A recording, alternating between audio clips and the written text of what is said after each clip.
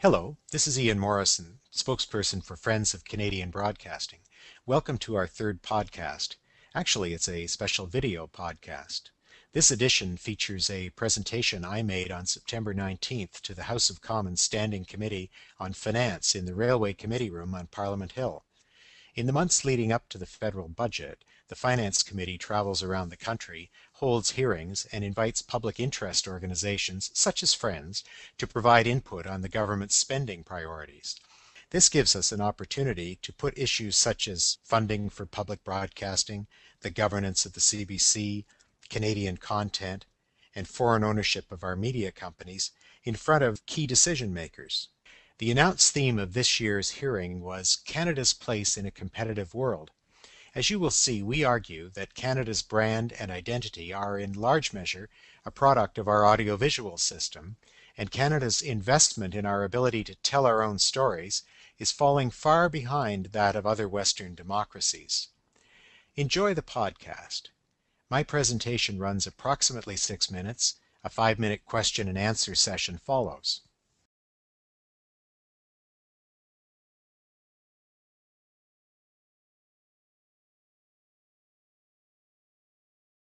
We have Ian Morrison here with Friends of Canadian Broadcasting. I invite you to make a presentation, Mr. Morrison. Thank you, Mr. Chair. Friends is a watchdog group financed by 100,000 Canadians. Our mission is to defend and to enhance the quality and the quantity of Canadian programming in the English language audiovisual system. Merci de nous recevoir aujourd'hui. Thank you for inviting us today. We always appreciate the privilege of appearing before you and the opportunity to present our point of view with a view to influencing your deliberations. Small country dependent upon international trade for wealth creation, Canadians have a large stake in promoting abroad our identity and our brand. In large measure, Canada's branding is the product of our audiovisual system, the export of our images and stories to other countries. Confidence in our cultures, a belief in the integrity of our identity, and a projection of those values beyond our borders are key to our national development. Successful models of national branding among our principal competitors abound. Other than the United States, where Hollywood plays this role, the best international branding models come from countries with strong national public broadcasters, such as Finland, Denmark, Norway, the United Kingdom, and Germany. The House of Commons Standing Committee on Canadian Heritage researched investment in public broadcasting by OECD countries in its recent report, Our Cultural Sovereignty, and identified that Canada ranks 20th among 25 countries. These data are reproduced in our written submission, and they come from page 178 of the Lincoln Report. Canada spends 0.08% of our GDP on public broadcasting, well below the OECD average of 0.14, and far below the range of 0.28 to 0.19 in the leading countries I just mentioned. Friends recommends that the committee recognize the importance of strong public broadcasting to Canada's identity and branding in the world. As a long-term goal, funding for Canadian public broadcasting should be increased to at least the OECD average, and in return, Parliament should establish practical benchmarks for Canadian public broadcasting. Second, we recommend that your committee re-adopt a recommendation from your December 2004 report that, and I'm quoting, the federal government provides stable, long-term funding to a number of important cultural institutions. Specifically, your committee recommended then that the government should increase funding to the Canadian Broadcasting Corporation and Radio-Canada. The recent CBC lockout demonstrated what a Toronto Broadcasting Corporation would sound and look like. As you know, it has also demonstrated how strongly Canadians rely upon our national public broadcaster, and in this respect, you might be interested in data from an Ipsos Reid opinion poll, which Friends commissioned during the week before the writs of the 2004 general election. In that poll, Ipsos Reid posed the following question. Assume for a moment that your federal member of Parliament asked for your advice on an upcoming vote in the House of Commons on what to do about CBC funding. Which of the following three options would you advise him or her to vote for? Decrease the funding to the CBC from current levels, maintain funding for the CBC at current levels, or increase funding to the CBC from current levels? Ipsos Reid found that 9% of Canadians would recommend decreasing CBC's funding, 51% would maintain it at current levels, and 38% would increase CBC funding from current levels. We also draw to your attention a series of recent recommendations from the Senate Transport and Communications Committee, which touched on reforms to CBC's mandate. Among its recommendations, the Senate called on the CBC to reduce its dependency on advertising revenues and professional sports. Friends recommends to the Finance Committee that it endorse a two-part reform in CBC financing. In return for reducing or eliminating its reliance on advertising revenues, the CBC's public funding should be increased. This funding could come from either general revenues or from charges to the television distribution system akin to the subscription fees charged for services like TSN or Sportsnet.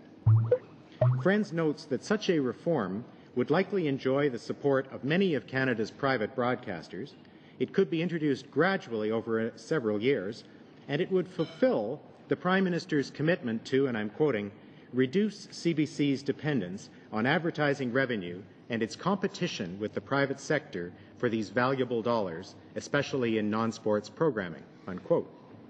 In conjunction with these reforms to the financing of public broadcasting, Friends endorses a proposal that Heritage Minister Bev Oda made that, quote, the government should undertake to establish an independent task force to review the mandate, role and services of CBC SRC.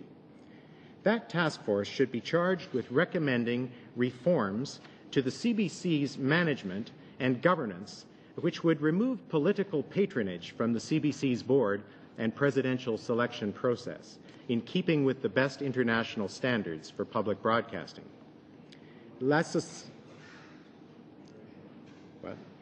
J'ai deux phrases à ajouter. Ça, c'est que la société... I've got two last sentences to add. CBC SRC is our largest cultural institution. It plays a crucial role in our democratic life. We must ensure that it remains sound and able to fulfill the very important mandate entrusted to it by Parliament. Thank you.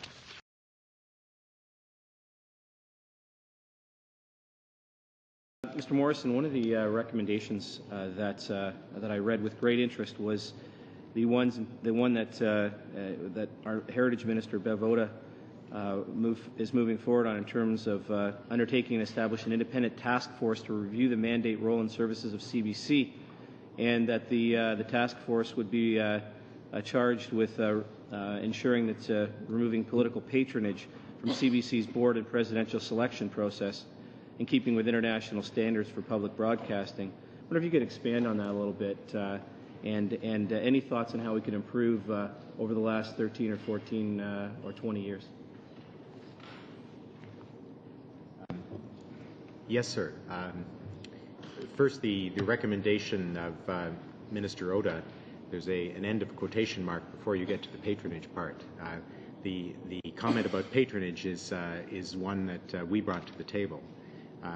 In the best practice of Western democracy, public broadcasting, it is not effectively the Prime Minister or the Cabinet or an order in council that appoints the senior leadership of the public broadcaster.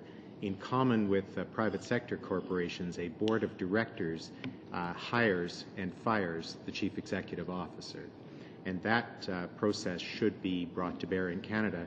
That is our opinion, but it was also the unanimous opinion, if I recall, of the Lincoln Committee in 2003. Then, of course, the question arises, how does the board of directors get there?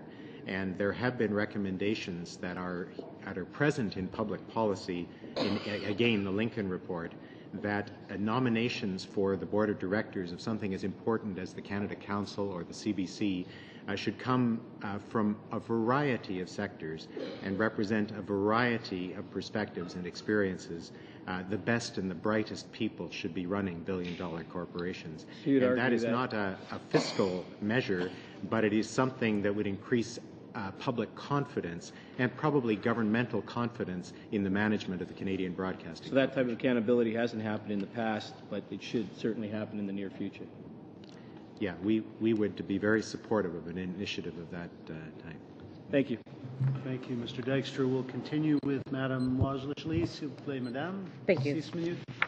Just following up my colleague's comments on CBC, are you not a little worried at all, Mr. Morrison, about Bev Oda's task force, that it may in fact really be an attempt to further dismantle CBC, put another knife in the back of our public broadcaster? Maybe I'm overreacting to some of the previous comments by the Conservatives, but I certainly worry about the future of a public broadcaster. So if you could answer that, plus indicate how you think, why you think a public broadcaster is important in terms of building a competitive nation. Sure. The Friends of Canadian Broadcasting is supportive to the intent of Minister Oda's plan. That was a motion she moved in the last days of the last Parliament at the Heritage Committee, and it passed that committee with the support of the Bloc. The Conservative and Bloc voted for it. My information is that her proposal to do that has been blocked by the Prime Minister's office, which is a cause of concern to us. So we don't think at the moment that that proposal is going forward. I would love to be wrong about that. With respect to the second part of your question, the public broadcasting role in Canada with respect to competitiveness is partly to tell Canada's story to the world, and it's also to gather stories from a variety of locations in Canada. I referred to in my remarks the evidence of the Toronto Broadcasting Corporation, what it would look like if, in fact, the kind of broadcaster that happened during the lockout of last year were to become the case. You represent Manitobans in this Parliament, and Manitoba's share of CBC employment and resources has gone down a great deal in the recent past. So there's a question of equity. There's also a question of Canadians, particularly young Canadians, having access to stories, factual and fiction, about their own culture as opposed to stories from Los Angeles or Miami. Thank you. Thanks very much for subscribing to Friends Podcast. You can learn more about our work and also how you can become involved by visiting our website at www.friends.ca. I'll speak to you again soon. Thanks for listening.